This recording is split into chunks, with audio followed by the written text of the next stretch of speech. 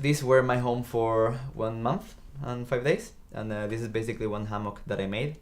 So and this is a roof. So in case that there is raining or something like that, then you can cover your belongings and yourself.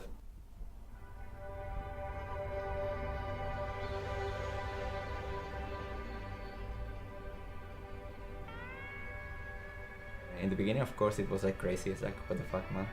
You're going to be hitchhiking from Volta in Norway to Malaga. It's like crossing whole Europe. I was spending some like the day hitchhiking. Then during the night I would be camping in forests, and every once in a while, like every 3 days or so, I would be visiting some friends. Raúl is a student at Volta University College. A couple of years ago, he decided to go on a hitchhiking trip from Norway to Malaga in Spain. This adventure of 1 month and 5 days made him the perfect person to meet in order to organize our trip regarding equipment for our own journey, but also in order to have as much advice as possible regarding safety. I didn't meet any person that would be crazy enough to join for the whole trip, at least for parts in the trip. Would have been nice if some person joined, but that never happened. So then I was okay being alone, and I think that I had all the freedom I wanted. Of course, you are making yourself a little bit vulnerable. That's for sure. And your only safety measurement that you can have with you is having people informed about where you are, where is your next destination, having with you a phone, that kind of things. Other than that, when you are in a car, then you're in a car.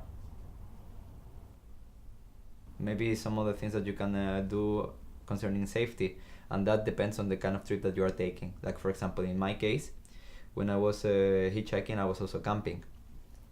So for that reason, safety had to do with where to find a place to spend the night. And then I would definitely stop hitchhiking a bit before the sun was setting. So then I would have time to go to some forest and find a suitable spot that I wouldn't be too visible, and that I could find water sources, that I could have some plants, because I was also like picking plants to eat. That kind of things. That was also regarding safety. I was going from Germany to the Netherlands. I was in the border, and I was in that kind of situation that I needed to cross. Suddenly one car stopped, and I was already like a bit experienced with the whole thing, so I was feeling confident, just jumped in. And then when I was in the car, I realized, oh shit, maybe I shouldn't have been in this car. I was being with a person that he seemed like the kind of person that could crush every bone in my body. He was smoking, he was having the radio, playing some music, and it was sounding like, Arabic music. And then suddenly all the stereotypes come to your head like boom.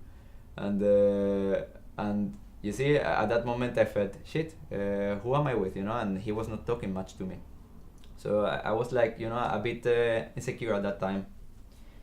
The thing is that that guy, he was such a sweetheart. He was taking me to one place that I wanted to go, even though it was not his destination. And the reason why he was actually speaking little, which in the beginning I felt like, a trait of like a bad person kind of, because it was not making me feeling comfortable. In the end, it was simply that he was not very good in English. And actually there was a couple of things that he was saying that was leading to some misunderstanding.